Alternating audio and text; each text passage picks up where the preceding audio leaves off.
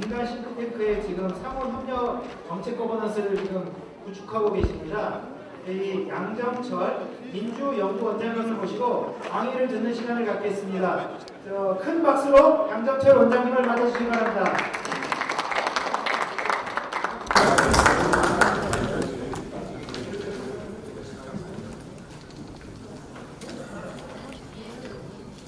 예, 여러분 반갑습니다.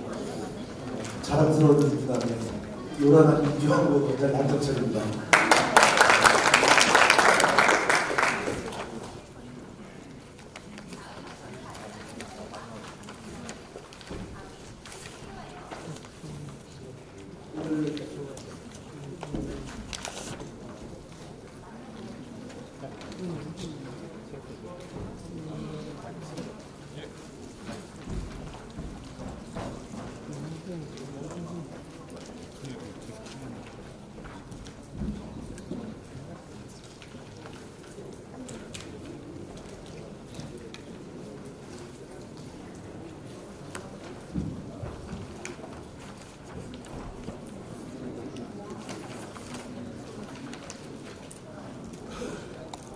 우리 당의 시장 교수님들 같이 모이셨는데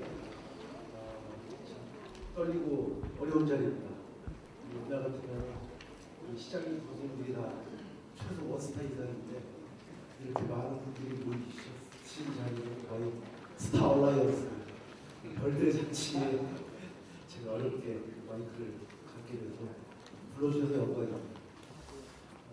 제가 오늘은 차를 타고 오면서 뒤에 깡통을 달고 왔습니다. 파파라치가 붙으면은 오늘은 자랑스러운 분들 뵙는 자리가 따라오라고 왔습니다.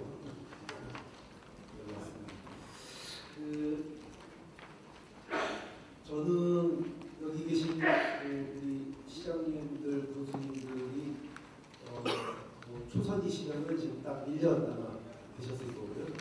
재선이신 분들은 이제 4년 되셨을 거고, 3선이신 분들은 뭐 더 되셨겠지만은, 작년 이맘때 우리가 감격스러운 지방선거 결과를 받아봤고, 여기 계신 분들이 영광의 주인공들이신데,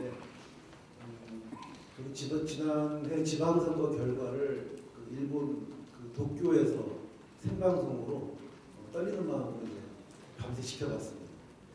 지켜보면서 굉장히 하여튼 자랑스럽고 한편으로는 굉장히 두려웠습니다. 자랑스러웠던 것은 돌아가신 김대중 노무현 두 분 대통령이 정치를 하신 평생 이루고자 하셨지만 이루지 못했던 그 꿈을 여기 계신 분들이 다 이루신 것 같습니다. 두 분이 평생 도전하셨던 그 지역주의 타파, 우리 당이 한 번도 제대로 좋은 결과를 내지 못했던 곳에서 여기 계신 많은 그 시장님들, 군수님들이 그 지역에서 눈물과 땀으로 승리를 이뤄내셨고, 그 결과 우리 당이 창당일에 정말 보기 드물게 멋진 전국정당의 틀을 닫게 된 것 같습니다. 저는 뭐 보통 이제 여기 계신 시장님들, 군수님들 의회 가서 하실 때 존경하는 의원님들 이렇게 얘기하시지만은 저는 여기 계신 우리 시장님들, 군수님들 정말 존경합니다. 존경하는 이유가 딱 하나인데, 우리 직선제도를 통해서 선출직으로 어느 자리에 오른다는 것은 저는 정말 만만치 않은 일이라고 생각합니다. 특히 저는 엄두를 못 낼 일인데, 지역에 있는 유권자들과 그야말로 바닥에서 열심히 눈물과 땀과 그다음에 희생과 헌신으로 함께 부르고 동고동락하면서 선출을 받는 그 지난한 과정들의 어려움을 제가 잘 알거든요. 그 과정들을 다 겪고 시장이 되시고 군수가 되시고 좋은 이 자리에 오르신 것에 대해서 저는 경외심과 존경심을 가지고 있습니다. 전 진심입니다. 근데 아까 제가 작년 지방선거 결과를 보고 자랑스럽다고 하는 것은 아까 그런 의미였고, 두렵다고 하는 것은 전 정말 두려웠습니다. 우리 국민들이, 위대한 국민들이 지난번 총선에서 우리 당의 의회 권력을 몰아주셨고, 지난번 대선에서 중앙 권력을 만들어 주셨습니다. 그리고 지난번 지방선거에서 지방 권력을 완성을 해주셨습니다. 물론 우리가 내년에 또 총선을 앞두고 있지만, 워낙 지난번 지방선거에서 우리 당의 그 후보분들, 우리 당의 시장 교수님들이 압도적으로 당선이 되셨기 때문에 정말 우리 당의 책임, 여기 계신 시장님들, 교수님들의 책임이 정말 이로 어마어마하게 막대하고 무겁다고 할 수 있겠습니다. 그 모든 책임을 우리 당과 여기 계신 시장님, 군수님들이 양어깨에 지고 헤쳐나가야 되는 그 시대적인 정말 무섭고 준엄한 그 명령의 뜻을 생각하면 좀 무섭습니다. 그만큼 또 여기 계신 분들의 책임이 굉장히 무겁고 또 엄중하다고 할 수 있겠죠. 그런 면에서 보면은 저에게 오늘 어려운 자리를 50분씩이나 이제 맡겨주셨는데 이렇게 고담 중론으로 여러분들 앞에서 제가 폼잡을 위치는 아니라고 생각합니다. 저는 여기 계신 분들처럼 선출직으로 어떤 자리에 올라본 적도 없고, 저는 항상 임명직 전문인데요. 저보다 훨씬 더 많은 여러 가지 지역에서 유권자들과 함께 고생을 하고 선택을 받으신 분들이기 때문에 그와 관련돼서 제가 어렵고 그다음에 고상한 얘기를 할 제 처지가 아닌 것 같습니다. 그러기에는 제가 많이 부족하고요. 그런 것보다는 밖에서 보는 관찰자의 입장, 그다음에 시민의 한 사람으로서 저는 수원사입니다. 제가 우리 연태영 선배님이 우리 수원 시민들이 사랑하는 우리 시장님이시고, 오늘 쭉 뵈니까 제가 좋아하는 선배님들도 많이 계시고 또 제 친한 친구들도 있고 제 아끼는 아우들도 아주 많은데, 그런 걸 떠나서 밖에 있는 시민이자 그다음에 저도 저희 시장님을 뽑았고 저희 지사님을 뽑고 유권자 입장에서 생각하는 지방자치의 눈높이 행정에 대해서 좀 특강이라고 하기 그렇고 건의, 부탁, 당부 정도로 이해를 해주시면 좋겠습니다. 올해로 지방자치가 직선으로 실시된 지가 지금 28년째입니다.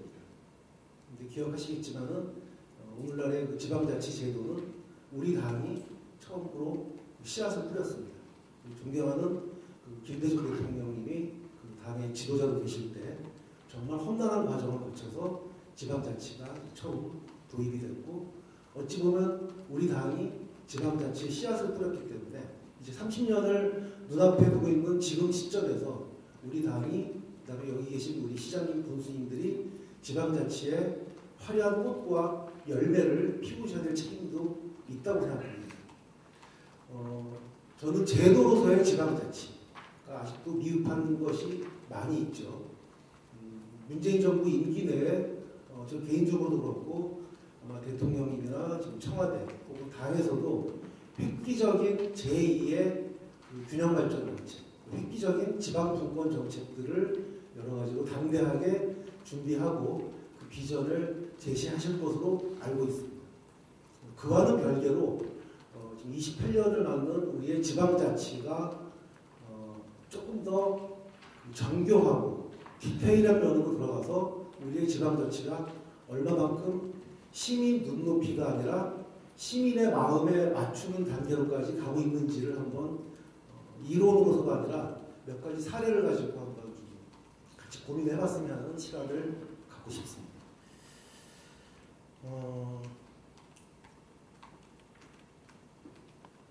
구체적인 사례를 갖고 얘기를 해보고 싶습니다. 여기 계신 시장님들, 군수님들, 시청이나 군청 가면은 이런 차가 있죠. 공무수행입니다. 저 공무수행을 왜 찍고 다닐까요? 시민의 입장으로 말씀을 드립니다. 현행 도로교통법은 모든 운전자가 양보해야 될 비상 차량에 대해서 대단히 구체적으로 언급을 하고 있습니다. 경찰차, 소방차, 호송차, 또 그게 아니어도 뭐 긴급 하수도, 전기 보수 이런 차량들에 대해서는 도로교통법에 의해서 다 정확하게 규정이 되어 있습니다. 그러면은 일반적으로 이렇게 그냥 공무수행을 찍는다고 해서 일반 운전자들이 도로에서 무조건 양보해야 될 의무는 없습니다. 그럼에도 찍고 다니는 것은 관행이죠. 이것은 지금은 우리가 민관군이라고 하지만은 군관민, 군이 제일 위에 있고 관이 시민들 위해 분리받은 시절에 행정우선주의, 행정중심주의 시절에 남아있는 잔재 중에 하나입니다. 공무수행이 찍힌 차를 타고 다니는 우리 공무원들이 당연히 공무수행을 하시지만 저 차가 24시간 공무를 수행하지 않을 겁니다. 그리고 심지어는 저 밑에 있는 차는 뭐 쓰레기를 치우거나 뭐 좀 약간 그렇게 긴급을 요하지 않는 그런 차량도 공무수행을 찍고 다니거든요. 이런 것이 시민들 눈에 저는 비상하거나 우리 시민들이 저 차량을 위해서 양보해야 한다는 생각을 갖게 할 이유가 전혀 없는 그냥 남아있는 하나의 잔재죠. 저런 것이 꼭 필요한지에 대해서 시작을 하려고 합니다. 다음 거 넘어갈까요? 제가 오늘 드리고 싶은 말씀은 아까 우리의 지방행정이 시민 눈높이로 완전히 내려왔다고 생각합니다. 그런데 시민의 마음과 맞추는 수준까지 가고 있는지를 돌아보기 위함인데요. 관공서마다 저런 팻말이 많이 붙어있던 때가 있었고 지금도 적잖게 붙어있습니다. 잡상이 주니까지. 근데 잡상인의 뜻은 뭘까요? 상인 가운데 잡자가 붙으면 우리가 잡놈, 잡권 하면 일종의 층위적 표현으로 맞추는 겁니다. 그런데 상인이 잡자의 반대는 순자거든요. 그러면은 자기 사무실이나 이런 거 없이 허접한 물건을 파는 사람은 잡상인이고 LG나 대우에서 고귀한 물건을 파는 분들은 순상인일까요? 아니거든요. 똑같은 여기 계신 시장님이나 군수님들의 유권자하고 여러분들이 보듬어 주셔야 될 시민입니다. 저런 표현 자체가 아직은 우리가 모두 보듬어야 될 그 시민을 여전히 행정관서에서는 뭔가 층위를 나누거나 레벨을 두는 그런 흔적이 아닌지를 돌아보자고 제가 말씀을 드립니다. 다음 거 넘어가보면요.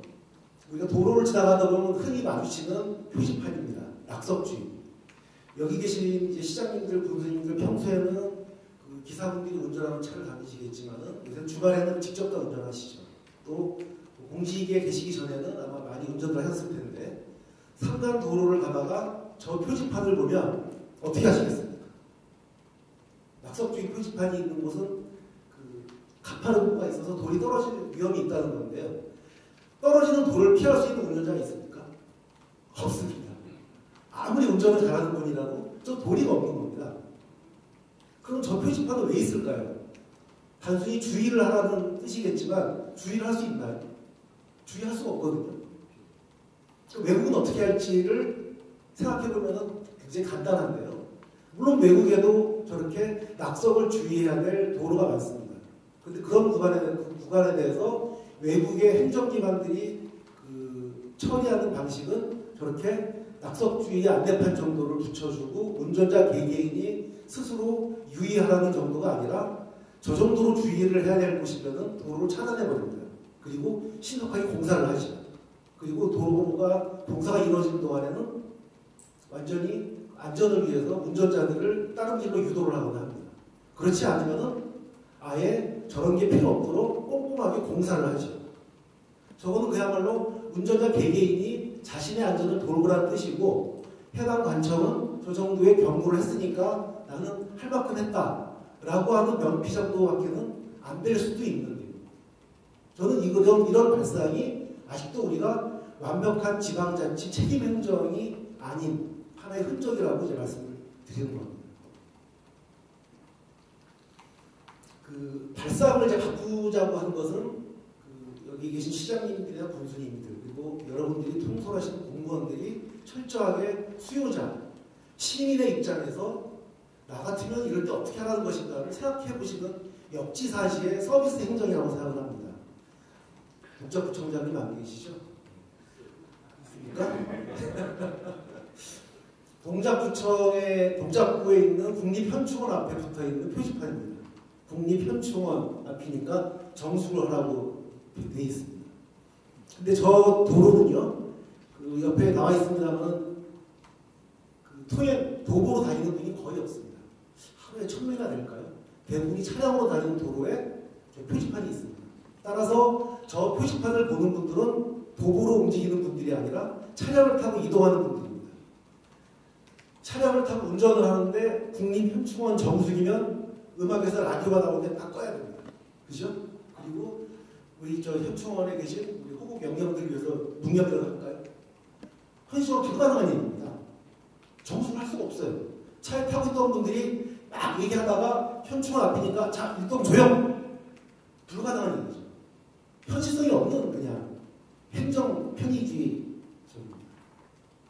저 같으면 차라리 국립현충원 앞이니까 저 앞을 지나가는 동안이라도 잠시 그 조국을 위해서, 나라를 위해서 희생하신 분들을 위해서 잠시 추념하는 마음을 갖는 정도의 표지여야 되지 정수를 하라는 거예요. 정수기라고 하는 건 be quiet. 니들 조용히 해. 엄숙한 곳이야. 역시 서민들, 시민들을 중심에 놓은 표지판이라고는 볼 수 없다고 생각합니다.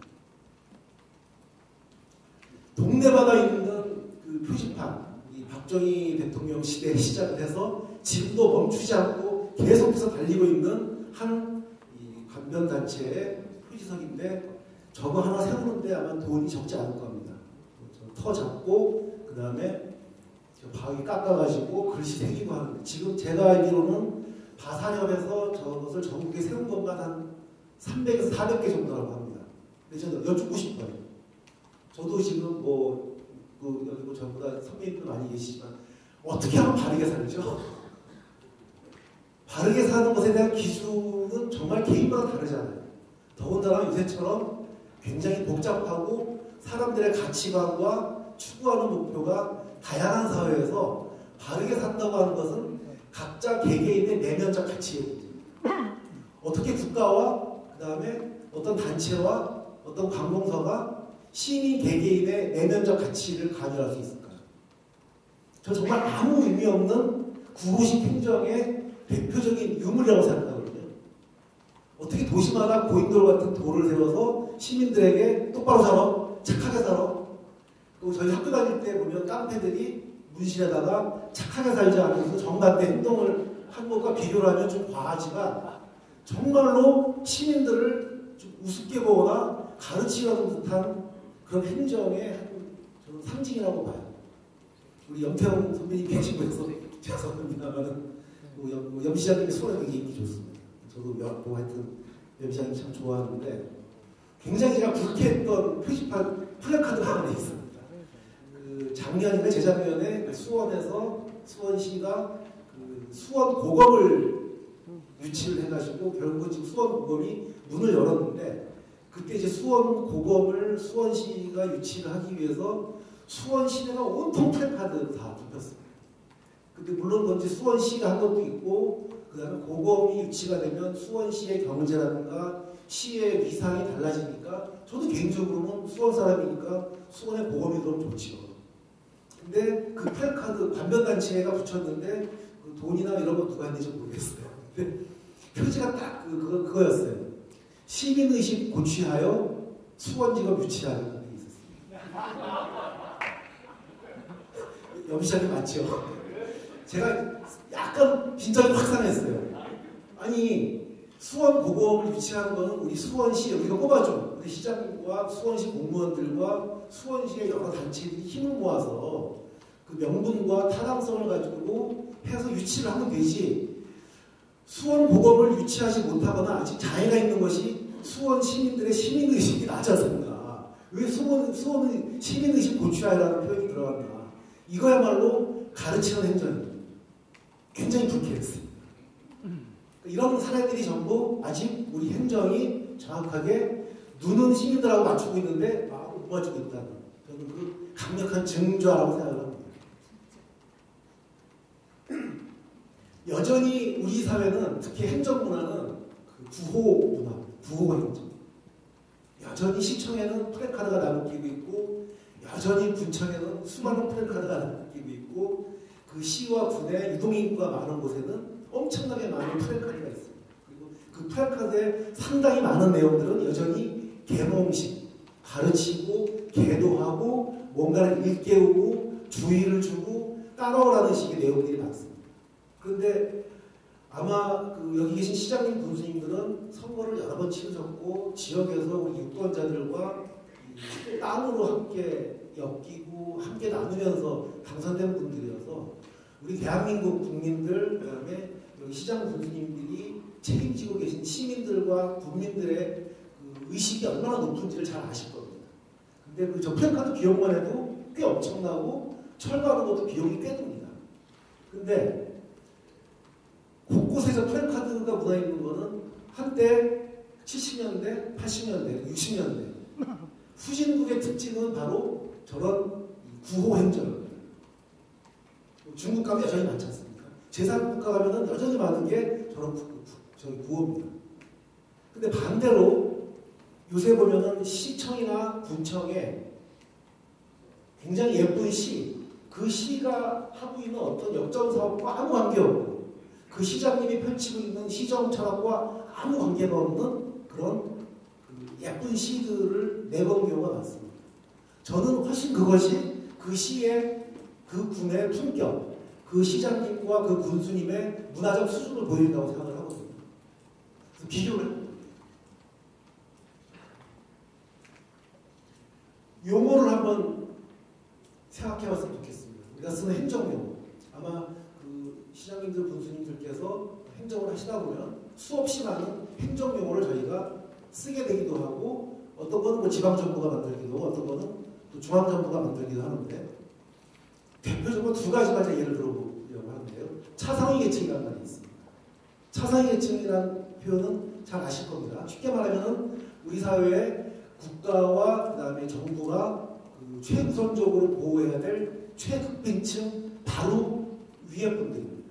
그러니까 국가가 그 최극빈층, 그러니까 기초생활수급 대상은 아닌데 그럼에도 불구하고 그 그들에 관해서 놓칠 수 있는 분들을 가르쳐서 차상위 계층이라고 합니다. 근데 여기 계신 분들은 다 저 용어를 아시지만 정작 그 당사자가 저 말뜻을 알까요?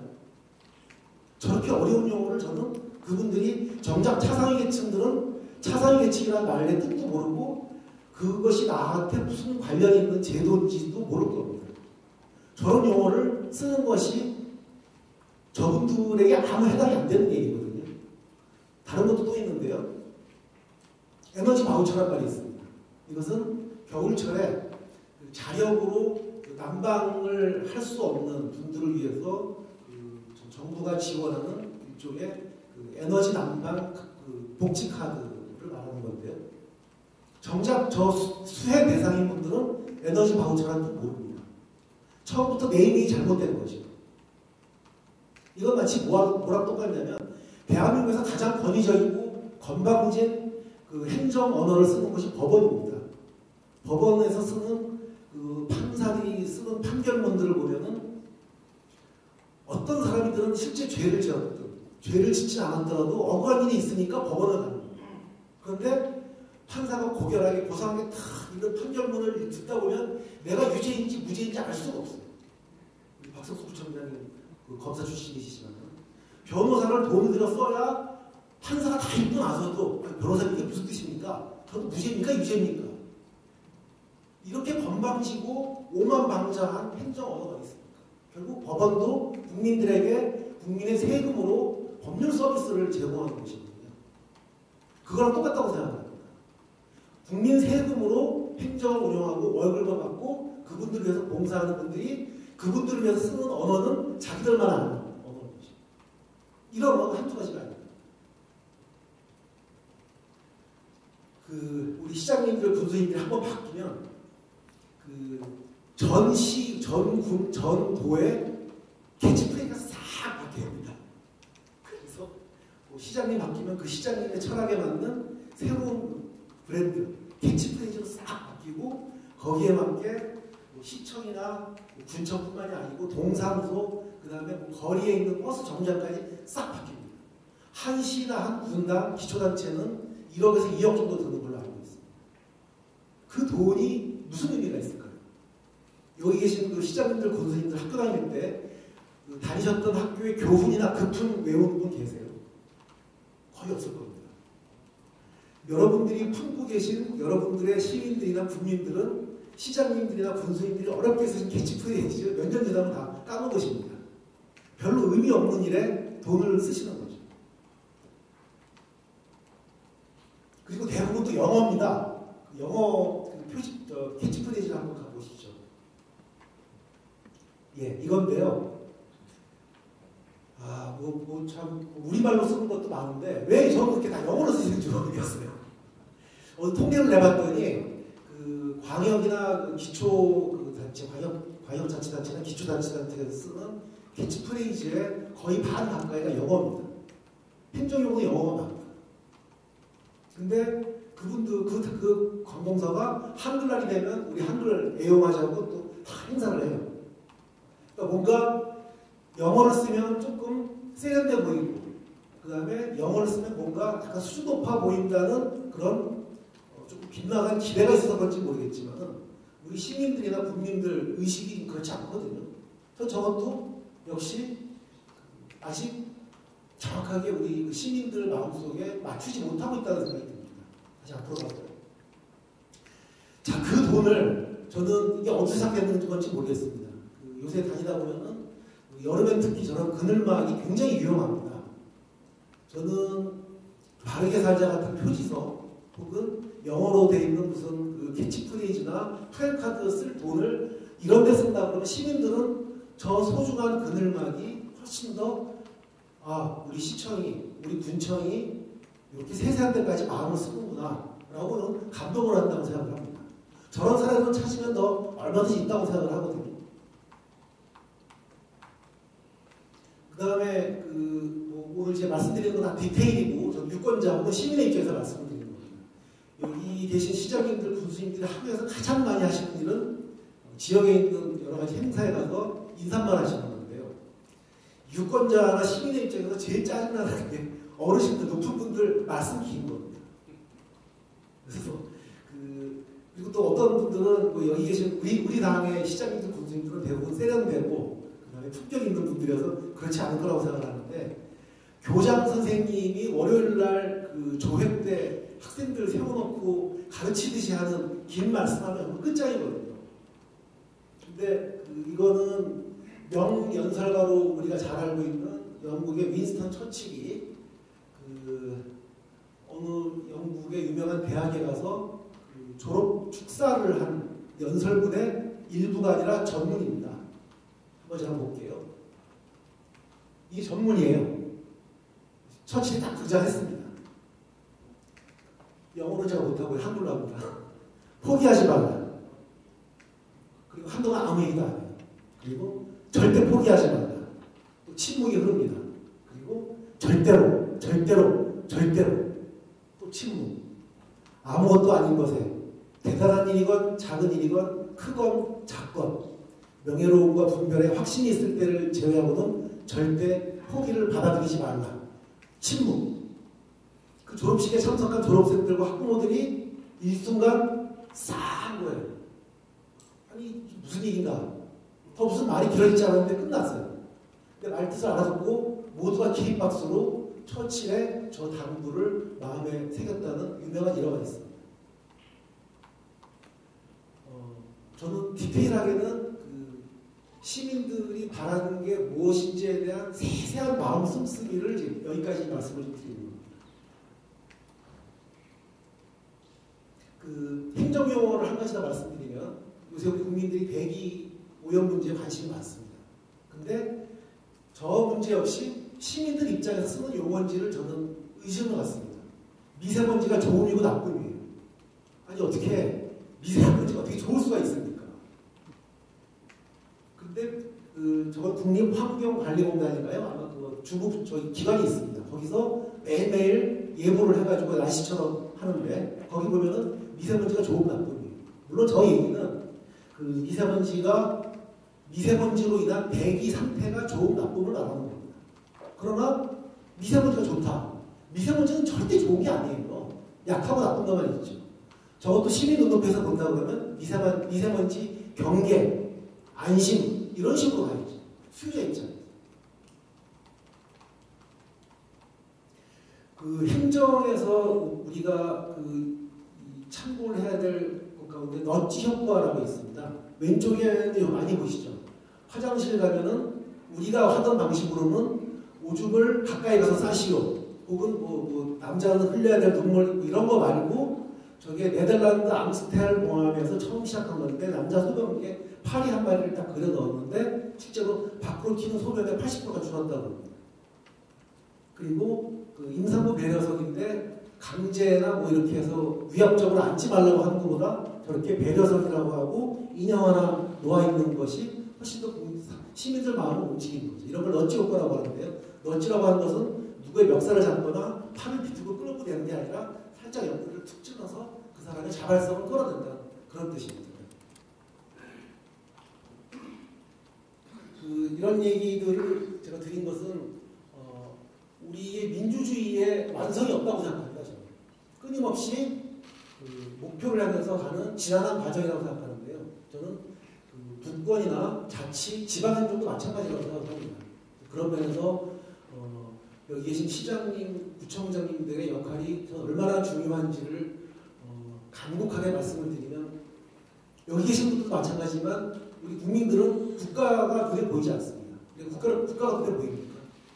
국가라고 하는 것은 결국 기초적인 행정을 통해서 시민들이나 우리 국민들은 국가를 느끼게 되는 것이죠. 그래서 우리 시민들이나 국민들이 보기에는 여기 계신 시장님들이나 군수님들이 국가입니다. 시청이나 군청이 국가기관입니다. 그리고 시정이나 군정이 바로 국가를 느끼게 하는 가장 직접적이고 가장 기초적인 행정단위이고 서비스단위라고 생각을 하거든요. 그래서 우리가 지금 곧 30년을 맞이하는 지방자치제도의 완성을 위해서 여기 계신 분들이 눈높이에서 마음을 맞추는 단계로까지 조금 더 정교하게 깊이 있게 들어갔으면 하는 바람을 시민의 유권자의 한 사람으로서 말씀을 드렸고요. 여기까지 하고 보도진들은 좀 빠져줬으면 좋겠습니다. 네, 언론인 여러분들께 잠시 안내 말씀드리겠습니다.